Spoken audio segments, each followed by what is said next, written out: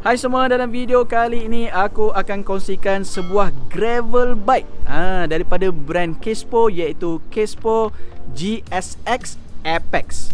So, untuk Kespo GSX Apex ni bagi aku dia adalah sebuah gravel bike entry level sesuai untuk beginner dan juga korang yang baru nak menceburi dalam dunia gravel bike ini. Kespo dia punya branding dia sebenarnya daripada US, tapi macam biasalah kilang semua manufacturing di China. Sekarang aku berada di kedai Modern Cyclery Studio di Senawang. Macam biasa, jika korang datang kedai ini dan nak beli basikal, korang sebut nama channel TV Kacak, korang akan dapat free gift sementara stok masih ada. Link dan kontak kedai aku letakkan di bawah video description. Alright, jom saksikan video ini.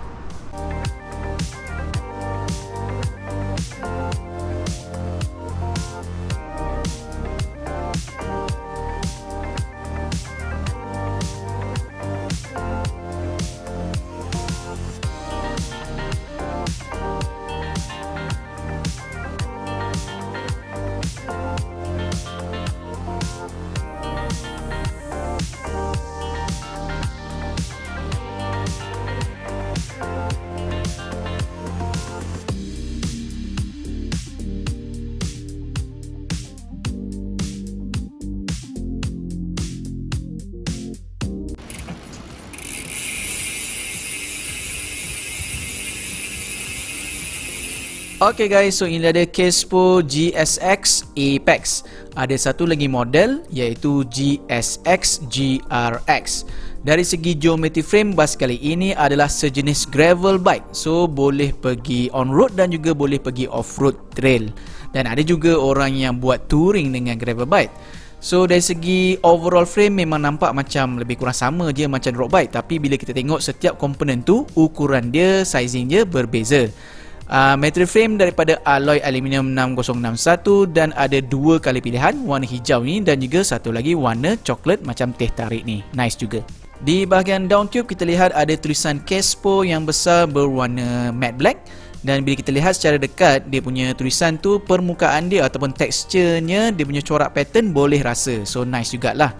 Dari segi overall design, bentuk petak tapi atas ni macam curve sedikit lah, tak tajam. So flat di bawah.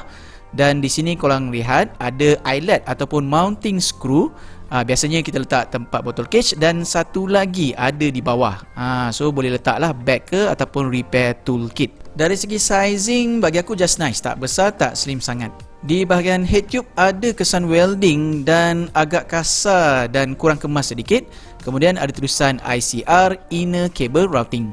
Di depan ada logo Kespo Bicycle. Untuk top tube, design dia agak unik juga sebab dia curve di depan ni. Okay, kemudian dia straight saja hingga ke belakang, angle sedikit ke bawah. Dari segi overall design, dia berbentuk curve bulat, dan dari segi sizing memang slim lah. Ada juga corak pattern yang sama macam di down tube tadi. Kemudian dari pandangan atas ada lagi eyelet ataupun mounting screw. Di sini kita lihat ada juga kesan welding dan agak kasar juga, sama macam head tube, cantuman seat tube, top tube dan juga seat stay. Di belakang juga ada eyelet ataupun mounting screw untuk memudahkan korang pasang pannier rack supaya boleh letak bag. Untuk seat stay, design bentuk bulat dan straight sahaja hingga ke bawah. Kemudian ada nama GSX di situ. Kemudian di chain stay, design straight sahaja hingga ke bottom bracket dan ada sedikit curve saja di kawasan ini. Dari segi sizing just nice lah, tak slim tak besar sangat. Kembali ke seat tube, design bentuk bulat. Kemudian kita ada tulisan 46cm iaitu size frame, size chart boleh refer kedai.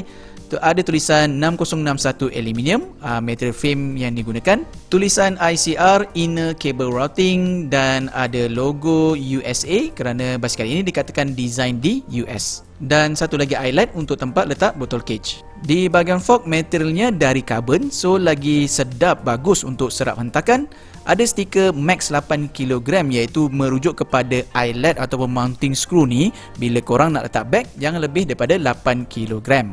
Design fork lebar di atas dan semakin mengecil sedikit di bawah. Dari segi sizing tak slim tapi nampak solid. Untuk group set, basikal ini dipasangkan dengan mix group set 1x11 speed Majoritinya daripada SRAM Apex. Sebab itulah namanya GSX Apex. Di bahagian crankshaft hanya ada satu saja chainring yang besar dari ProWheel RPX. Cantik juga dia punya chainring ni dengan setup 44 teeth saja. Tidak ada slot untuk FD, so kalau korang nak upgrade chainring kepada double, korang boleh gunakan clamp FD. Chain dari KMC, RD dari SRAM Apex, Exact Actuation, kaset daripada Sunshine SZ 11 hingga 46 teeth. So memang dah okey, sedap untuk climbing juga. Gear shifter dari SRAM Apex dan penukaran gear dia agak berbeza sedikit dengan Shimano. So untuk braking sama, tarik lever di sini. Untuk naik gear kepada gear ringan, tolak lever yang belakang ni ke dalam. So untuk turun gear kepada gear berat, lever yang sama, tolak sedikit saja. Di bahagian kokpit, handlebar dan stem dua-dua dari brand Radian, material alloy aluminium.